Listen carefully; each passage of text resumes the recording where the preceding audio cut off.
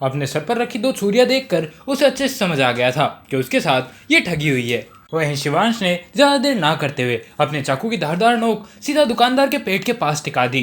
तो मोटा भाई, अब 50,000 रुपये निकालो ने, तमें तुम्हारी जान बचने की कोई संभावना हो सकती है। शिवांश की डिमांड सुनकर वो दुकानदार हक्का बक्का रह गया। डर से उसके पैर वैसे ही कांप रहे थे, लेकिन फिर वो हिम्मत जुटाकर धीरे से बोलना लगता है। अरे साहब, 6.5-7 लाख का माल आपने मुफ्त में लूट लिया, इसके बाद में भी आपको और पैसे चाहिए, वो भी 50,000। बात कुछ समझ नहीं आ रही। अब उसकी ये बात सुनकर, इससे पहले कि शिवांश से कुछ एक्सप्लेनेशन देता, अचानक विशु का चाकू तेज से चलता है और सीधा दुकानदार के सामने पड़े काउंटर के ऊपर जा टकराता है। इसी के साथ उस काउंटर के 2 टुकड़े हो जाते हैं। लेकिन उस चाकू को अपने ऊपर गिरता देख उस दुकानदार की चीख और अचानक एक फटने की अजीब सी आवाज वहां पर आ चुकी थी।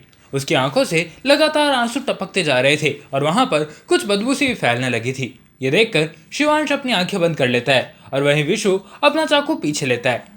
असल में तो शिवांश खुद हैरान था कि विशु ने ऐसा क्यों किया और इतना गर्म विशु कब से हो गया।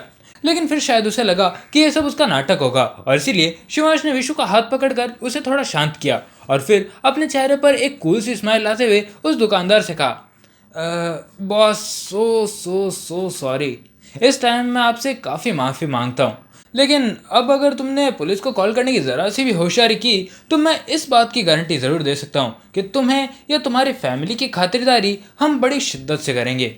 अब ऐसा तो होगा नहीं कि कहीं रात में तेज़ रफ्तार से कोई कार किसी आदमी का एक्सीडेंट कर दे या फिर रातों रात कोई परिवार पूरे के पूरे परिवार के साथ ही गायब हो जाए। मतलब ये सब तो तभी हो सकता है ना जब कोई बड़ा माफिया ग्रुप आपके पीछे पड़ा हो। दुकानदार की आंखें ये सारी बातें कल्पना करने से ही डर के मारे फैलकर फट चुकी थी और इसके साथ ही उसका ना जाने क्या क्या और फट चुका था। अब तो उसका मन बस यही कर रहा था और वो भगवान से भी यही प्रार्थना कर रहा था, बस एक बार ये दोनों शैतान यहाँ से दफ़ा हो जाए और मैं यहाँ पर दिखूंगा भी नहीं। अब तो मेरी सारी हदें पार हो चुकी है, पता नहीं क्या क्या फटने को आ रहा है। वो दुकानदार अब लगभग रोने के मूड में था। ये लो तुम्हारे 50,000 और अब मुझे छोड़ दो। लगभग रोता गिड़गिड़ाता वो दुकानदार शिवांश से भीख मांग रहा था। वही शिवांश और विशु पहले उस आदमी की ओर देखते हैं और फिर उस पोटली की ओर जिसमें पैसे रखे थे और फिर वो फिर से एक दूसरे को बड़ी शैतानी और चालबाज नजरों से देखने लगते हैं, मानो अपनी जीत का जश्न मना रहे हो। और दुकान में रखा बाकी पैसा और सामान समेटकर वो वहां से रफू चक्कर हो गए।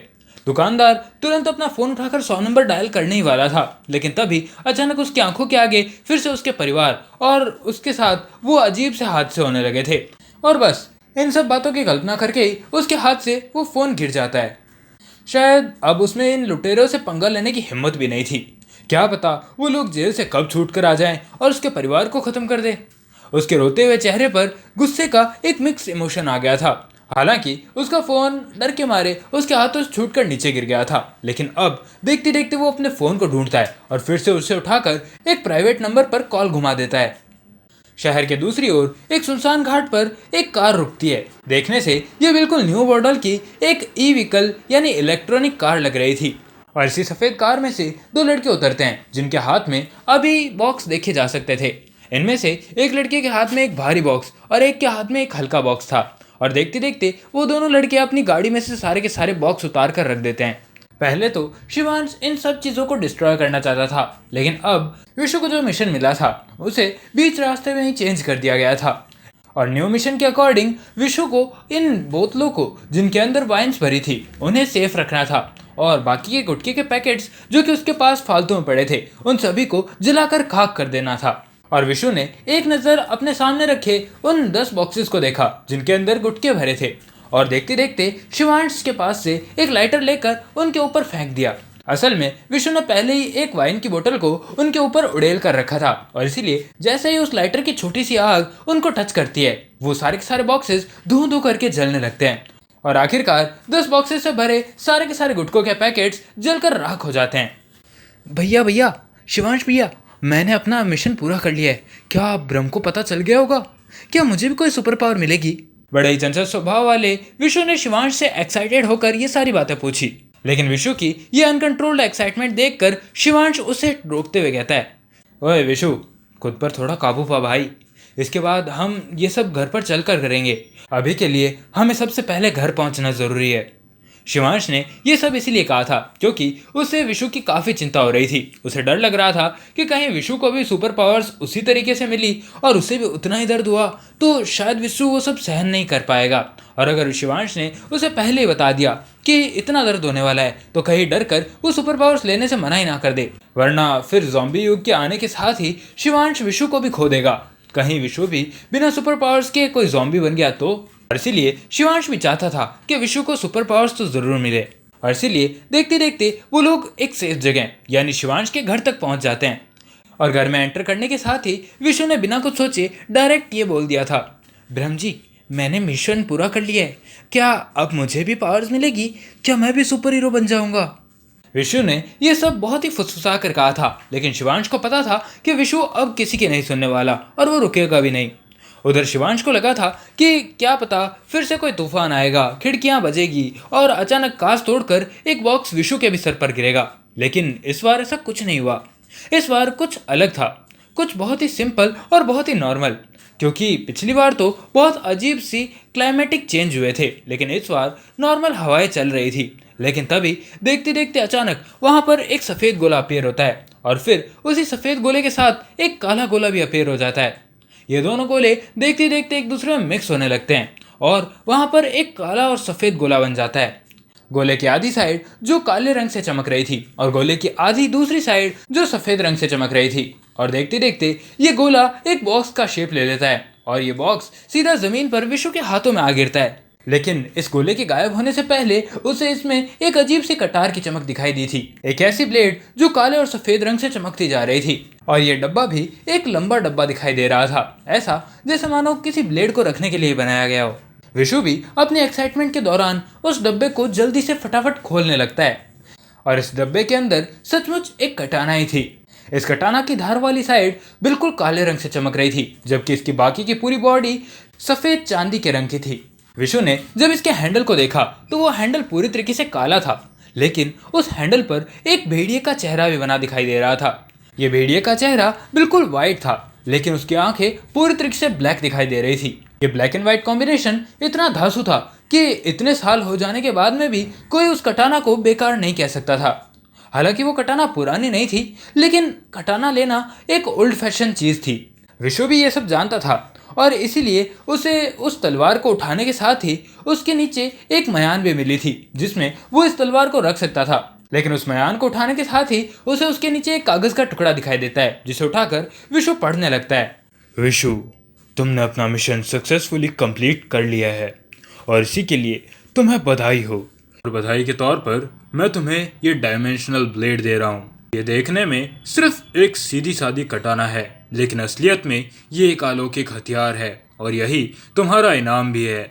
और ये पर्ची पढ़ते ही विशु को तुरंत अंदाजा हो गया था कि उसका इनाम बस यही ब्लेड ही होने वाली है। और इस धांसू दिखती कटाना को देखकर उसका चेहरा उतर जाता है।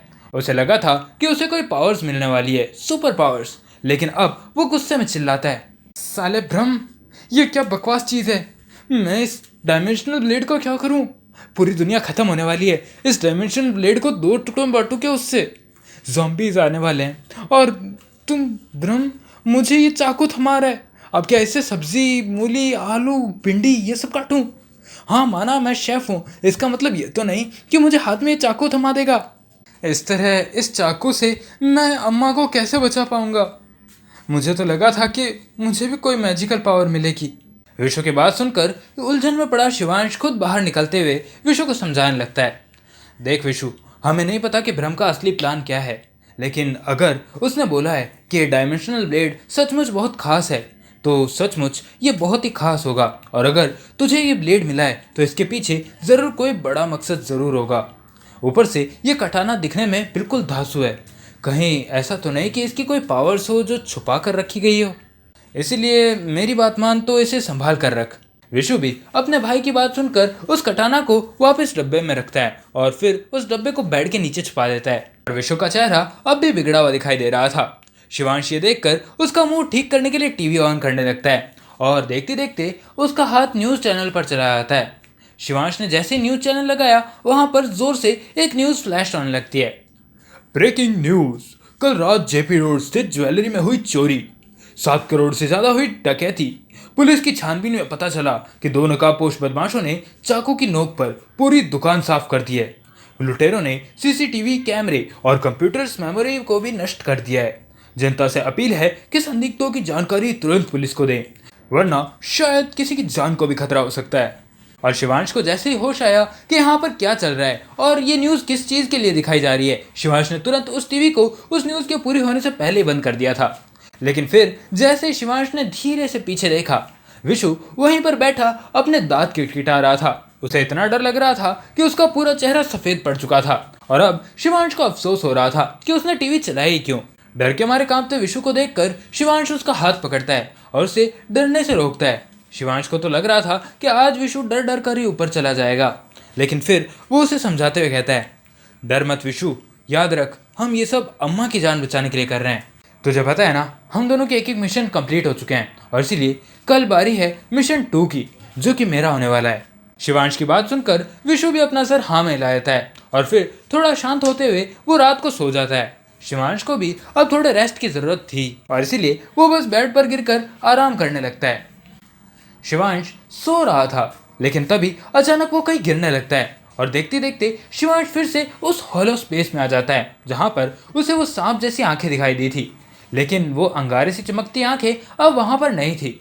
देखते देखते शिवांश को एक अजीब सी आवाज़ सुनाई देने लगती है, बेटा, अपने शक्तियों का इस्तेमाल करना, अपनी ताकत लोगों को बचाने के लिए यूज़ करना। तुम्हें भगवान का आशीर्वाद मिला है, लेकिन इस ब्रह्मांड की शक्ति को तुम्हें इसे बचाने के लिए इस्तेमाल करना होगा। अगर ये विनाश में यूज़ हुई तो लेकिन इससे पहले कि वो जानी पहचानी अजीब सी लड़की की आवाज़ कंप्लीट भी हो पाती, वो पूरी तरीके से बंद हो जाती है और शिवांश अपनी असली दुनिया में जाग उठता है। अम्मा नहीं!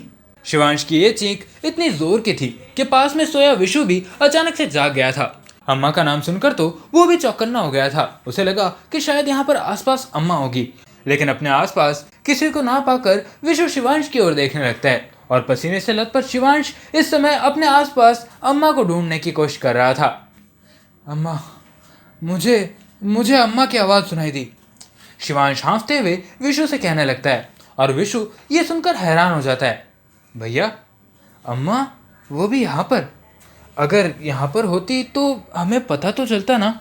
मतलब ऐसा तो है नहीं कि वो यहाँ से गायब हो सकती है जस्ट 1 सेकंड के अंदर। विशु की बात सुनकर शिवांश भी अपने आप पर डाउट करने लगता है। विशु, तेरी बात तो सही है। हो सकता है ये बस मेरा कोई सपना या कोई वहम हो। उस समय तो शिवांश ने ज्यादा ध्यान नहीं दिया था, लेकिन उसकी कलाई पर फिर से वो डमरू और 2 अंगारों से जलती आंखों का टैटू अब चमकने लगा था। कुछ देर बाद शिवांश और विशु अब सुबह 11 बजे कोट पैंट पहने शिवांश और विशु सनग्लासेस लगाकर अभी एक दुकान के सामने खड़े थे। इस दुकान के ठीक सामने एक बैंक भी दिखाई दे रहा था और शिवांश और विशु बिना कुछ सोचे किसी डील करने वाले की तरह इस दुकान में एंटर कर जाते हैं। उधर दुकान में एक बूढ़ा सा आदमी बैठा था जो लगभग 60 या 65 साल का दिखाई दे रहा होगा। उस आदमी के हाथ में एक इंग्लिश मीडियम का अखबार दिखाई दे सकता था और इस अखबार के अंदर इंग्लिश न्यूज़ेस छपी थी। ये देखकर कि वो आदमी न्यूज़ भी इंग्लिश की पढ़ रहा है, शिवांश काफ़ी हैरान हुआ था। जैसा कि इसके बारे में सुना था और इन्फॉर्मेशन निकाली थी, इसको सचमुच अंग्रेज़ी लोग और प्रोफेशनल्स बहुत पसंद है। चाहे उनको सचमुच कुछ आता हो या नहीं, बस थोड़ी सी अंग्रेजी छाटो और इसे बेवकूफ़ बना दो। शिवांश ये सब सोचकर उस आदमी के पास जाता है। हेलो सर, मुझे आपकी ये दुकान काफ़ी अच्छी लगी, तो क्या आप मुझे ये दुकान एक बार रेंट पर देना चाहेंगे? शिवांश की बात सुनकर वो आदमी बड़े अजीब ढंग से अपना चेहरा घुमाता है और जैसे ही अपने सामने कोट पैंट पहने ऐसे 2 लोगों को देखता है, वो तुरंत खड़ा हो जाता है। अरे रे बड़े साहब, आप यहाँ पर कैसे? आखिर आप चाहते क्या है? मतलब हमसे कौन सी बिजनेस डील करने के लिए आए हैं? हम तो वैसे भी एक किराने की दुकान वाले हैं, क्या ही देंगे हम आपको? शिवांश ये बात सुनकर उस आदमी को देखता है और कहता है, आपकी ये दुकान काफ़ी अच्छी लग रही है। हालांकि ये छोटी है, लेकिन सच कहूँ तो मैं आसपास के एरिया को भी खरीदने वाला हूँ, लेकिन ये दुकान जाएगी तो बस कम रुपए में। शिवांश की ये बात सुनते ही उस आदमी के पसीने छूटने लगते हैं। भाई साहब, ये क्या कह रहे हैं, कम रुपए में? ये तो बैंक के ठीक सामने खड़ी है दुकान, ये किराने की दुकान तो काफ़ी चलती है, तो ये 12 के भाव कैसे जा सकती है? शिवांश मुस्कुराता है और अब उसे समझ आ गया था कि ये आदमी अब फिरकी में आ सकता है, और इसीलिए शिवांश कहता है, असल में मेरी पूरी कंपनी ये जगह खरीदने वाली है और इस बैंक के पास हम एक प्राइवेट बैंक और बनाएंगे। हालांकि वो बैंक इतना काम का नहीं होगा, बस वो इसकी हेल्पिंग ब्रांच होंगी, इसी बैंक की हेल्पिंग ब्रांच। और शिवांश की ये बात सुनकर तो वो आदमी और हैरान हो जाता है। बैंकिंग ब्रांच, वो भी इसकी साइड ब्रांच, इसका मतलब ये बैंक और बड़ा होने वाला है। शिवांश भी उसकी बात सुनकर हामी हिला देता है। लेकिन अभी के लिए हम बस ये देख रहे हैं कि ये बैंक डेवलप होने के लायक है भी या नहीं, इसीलिए हम आपकी ये दुकान रेंट पर लेकर इसकी कुछ निगरानी करना चाहते हैं। हम इस पर थोड़ी नज़र रखेंगे और अगर हमें इसका व्यवहार अच्छा लगा तो हम इसे डेवलप करने के बारे में ज़रूर सोचेंगे। शिवांश और विशु की शक्ल देखकर तो ऐसा ही लग रहा था कि वो दोनों काफ़ी जवान हैं, लेकिन शिवांश की बातों में झलकता कॉन्फिडेंस और उसकी ये दिमाग वाली बात सुनकर वो आदमी भी हैरान हो गया था। उसे भी लग रहा था कि हाँ, ऐसी कुछ चीज़ें होती तो है, और इसीलिए वो शिवांश की बात के लिए एग्री होता भी दिखाई दे रहा था। शिवांश बिना कुछ सोचे सीधा उसके सामने 10 लाख का बंडल रख देता है। ये लीजिए, आपके लिए और आपकी इस छोटी दुकान के लिए इतनी रकम मुझे लगता है काफ़ी होगी। वैसे हमारे लिए 10 लाख तो कुछ भी नहीं है, लेकिन असल में बॉस ने कहा है कि फालतू खर्च मत करना, तुम लोग वैसे ही बहुत ज़्यादा उड़ा देते हो, और इसीलिए हम बस आपको इतना ही दे सकते हैं।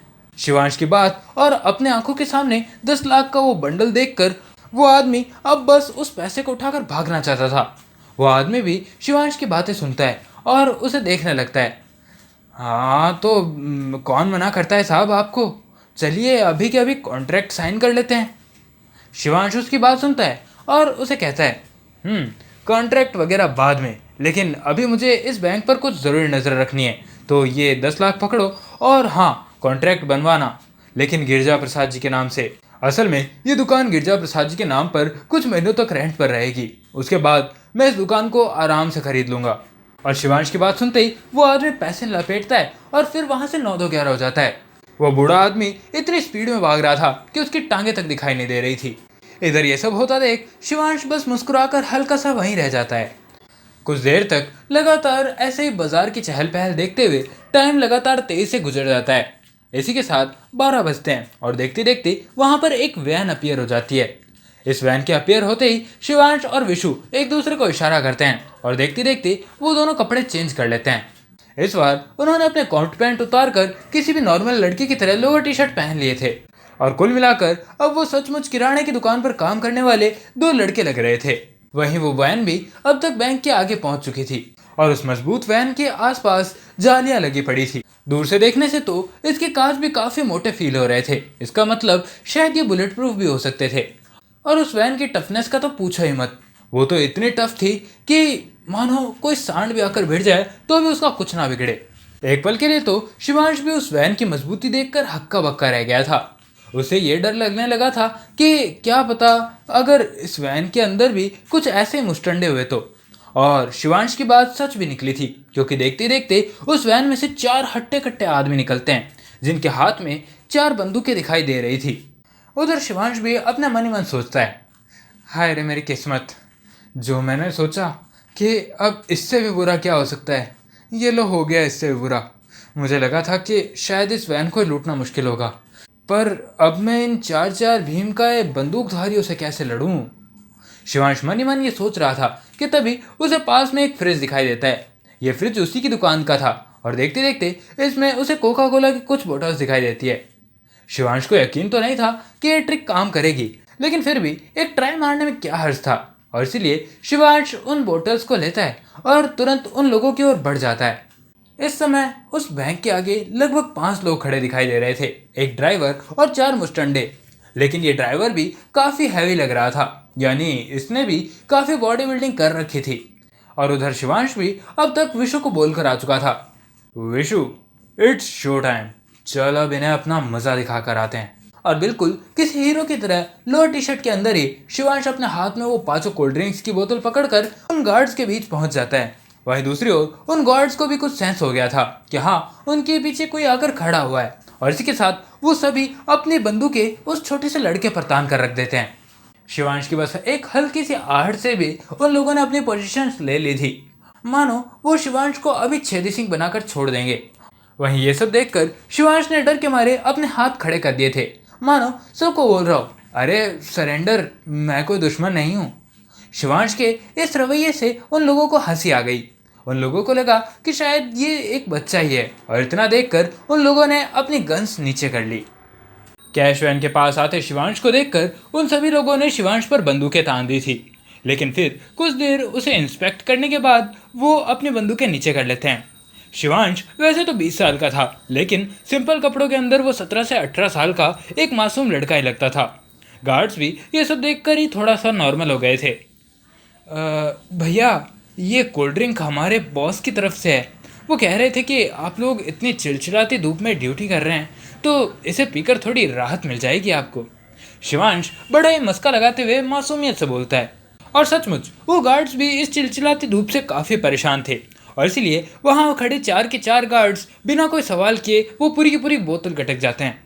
वैन का ड्राइवर भी अपनी सिगरेट बुझाकर यहाँ तक आ चुका था, और एक बोतल लेकर वो भी गटगट पीने लगता है। कोल्ड ड्रिंक खत्म कर लेने के बाद वो ड्राइवर मुस्कुराते हुए कहता है, तुम्हारा मालिक बहुत अच्छा आदमी है लड़के, थैंक यू वेरी मच, और उस आदमी को भी। और इसी के साथ वैन में खड़े 4 लोगों ने भी शिवांश को थैंक यू बोला। यह सब देखकर शिवांश भी मुस्कुराने लगता है, और उन सभी को एक सलाम ठोककर वहां से 9-2-11 हो जाता है। इधर विशु शिवांश का वेट कर ही रहा था कि तभी शिवांश बड़े ही कैजुअल वे में वहां पर आता दिखाई देता है। अरे भैया, आप भी ना, इतना कैजुअली कौन आता है? और इधर आओ, फटाफट बताओ, प्लान काम करने वाला है कि नहीं? कहीं ऐसा तो नहीं कि उन्होंने वो कोल्ड ड्रिंक पीने से मना ही कर दिया? विशु की बात सुनकर शिवांश उसे कहता है, बस बेटा, देखता जा तू, 10 मिनट वेट कर, 10 मिनट, और फिर अपने को अपना प्लान का पता चलेगा कि कैसा काम कर रहा है या नहीं। शिवांश की बात सुनकर विशु उसे कहता है, भैया वो सब तो ठीक है, आपने उसमें कुछ मिलाया भी था, लेकिन वो कोई बेहोशी की दवा तो नहीं लग रही थी। इस पर शिवांश तुरंत ही विशु को समझाते हुए कहता है, अरे हाँ, बिल्कुल सही समझ रहा है, असल में वो दवा नहीं, वो कोई कीड़े थे। सच कहूँ तो मेरा प्लान तो उनके नाक पर क्लोरोफॉर्म वाला रुमाल रखने का था, जिससे वो सारे के सारे 1 मिनट में बेहोश हो जाए, लेकिन गन्स की वजह से ये प्लान काफ़ी रिस्की था। लेकिन तभी जब मैं ये सब चीज़ें सोच रहा था, तभी अचानक मुझे अम्मा की आवाज़ सुनाई दी। शिवांश की बात सुनते ही विशु फिर से चौंक जाता है। हैं भैया, अम्मा की आवाज़? लेकिन आपको शायद ये सब सुबह भी हो रहा था ना? शिवांश विशु की बात सुनता है और उसे कहता है, हाँ मतलब पता नहीं कैसे हो रहा है, लेकिन मुझे बार बार ऐसा लगता है कि अम्मा मुझे कुछ कहना चाहती है, लेकिन वो तो घर पर है ना, कहीं ऐसा तो नहीं कि आपके पास उनका फ़ोन आया हो? शिवांश विशु की बात पर उसे चुप कराते हुए कहता है, चुप, मैं बोल रहा हूँ ना, मुझे बस उनकी आवाज़ सुनाई देती है, ये सब मेरे बस में नहीं है। मुझे बस ऐसा लगता है कि अम्मा मेरे दिमाग में बोल रही है, या फिर शायद अम्मा मुझे कोई इशारा देना चाहती है और मैं उसी इशारे पर काम करने लगता हूँ, और इसी तरह मेरी गट फीलिंग मुझे सही जगह ले जाती है जहाँ पर मुझे जो काम करना हो। शिवांश की बात सुनकर विशु उसे शांत कराते हुए कहता है, अरे भैया शांत शांत, आप ज़्यादा टेंशन मत लो, लेकिन अब ये बताओ कि आपने मिलाया क्या है? शिवांश विशु की बात पर जवाब देते हुए कहता है, अरे असल में मुझे अम्मा की आवाज़ आई थी और अम्मा ने मुझे बोला कि इनके अंदर पैरासाइट कीड़े मिला दो। और शिवांश की ये बात सुनकर तो विशु लगभग गिरते गिरते बचा। क्या? आप क्या कह रहे हो? अम्मा ने बोला कि वो पैरासाइट कीड़े मिला दो? लेकिन इस बार शिवांश गुस्से से विशु की ओर देखता है और उसे चुप कराते हुए कहता है, अबे पहले मेरी बात तो पूरी हो जाने दे, उसके बाद में पटर पटर कर लेना। हाँ तो मैं कहा था, अम्मा की मेरे दिमाग में आवाज़ गूंज रही थी कि मेरे अंदर एक पावर आई है, एक टैटू, उस टैटू के अंदर से कुछ पैरासाइट कीड़े या कहूँ एक तरीके की जोंक निकलती है। हालांकि उस जोंक का ज़्यादा कुछ काम नहीं है, लेकिन हाँ वो खून और मांस ज़रूर चूस सकते हैं। और मुझे ऐसा ही लग रहा था कि अम्मा मुझे उन्हीं कीड़ों का इस्तेमाल करने की बात बोल रही है, और यही वजह थी कि मैंने वो कीड़े उन कोल्ड ड्रिंक्स में मिला दिए।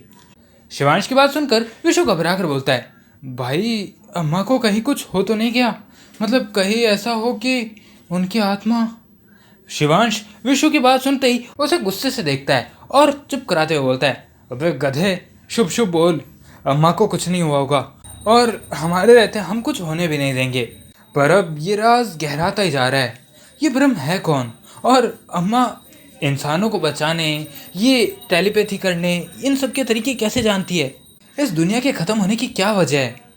मुझे लगता है अम्मा इन सब चीज़ों के बारे में जानती है और शायद कहीं ना कहीं वो इन सब चीज़ों से कनेक्टेड भी है। दूसरी तरफ कैश वैन अभी वहां से अनलोड होकर बाहर निकली थी। तभी एक गार्ड पेट पकड़कर वैन में लोटपोट होने लगता है और उसे देख दूसरा गार्ड भी अपने पेट पकड़ लेता है। ड्राइवर ये सब देखकर काफी हैरान था। अरे क्या हो गया तुम लोगों को? अब क्या तुम्हारे पेट में हाथी भी कूदने लगे हैं? उस ड्राइवर की जिला देने वाली बातें सुनकर वो आदमी कहता है, अबे चुप कर और गाड़ी रोक।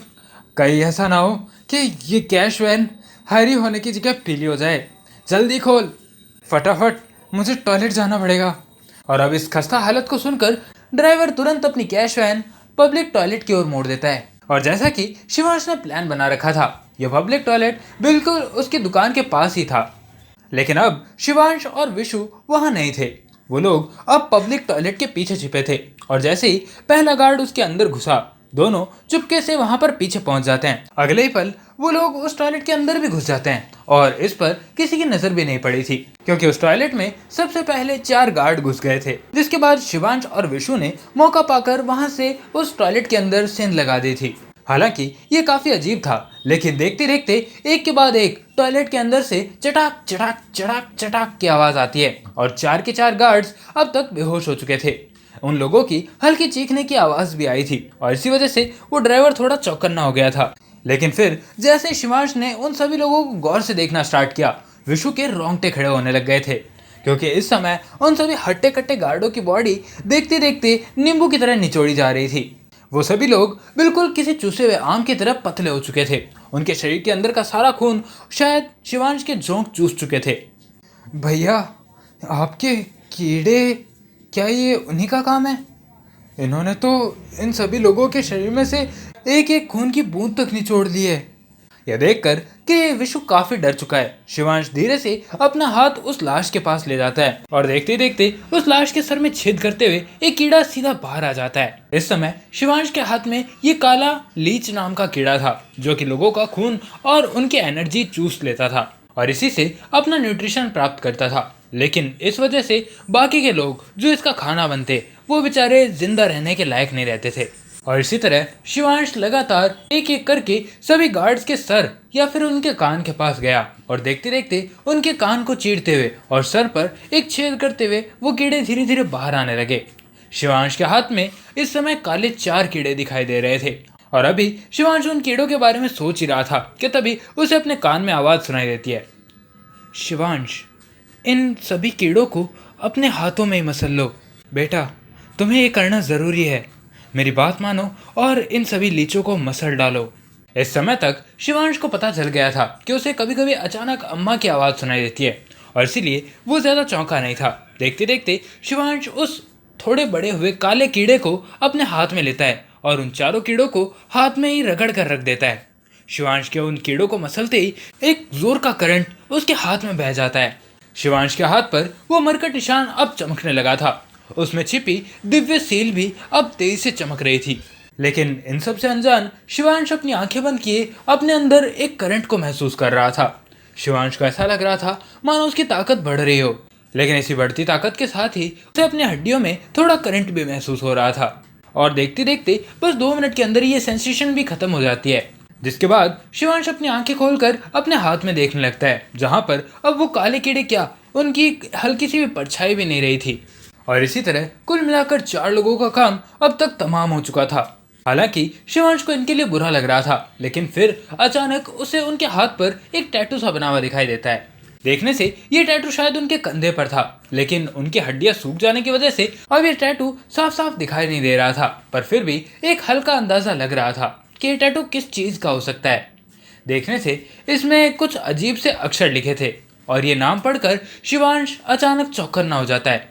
उसे ये नाम अच्छे से पता था, लेकिन विशु वो नाम नहीं जानता था और इसीलिए शिवांश उसे ये सब दिखाना भी नहीं चाहता था।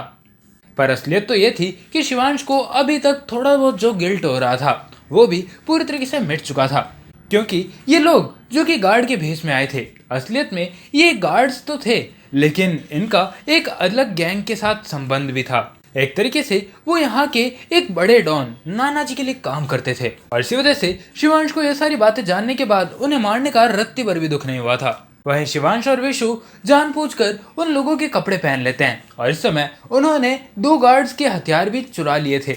एक तरीके से वो वही गार्ड्स बनकर जाने की कोशिश कर रहे थे, लेकिन अब क्या करें, उनकी शक्लें भले ही ना दिखाई दे लेकिन उनका शरीर तो दिखाई देगा ही, और वो जब इतना छोटा होगा तो कोई भी उन पर शक कर ही लेगा।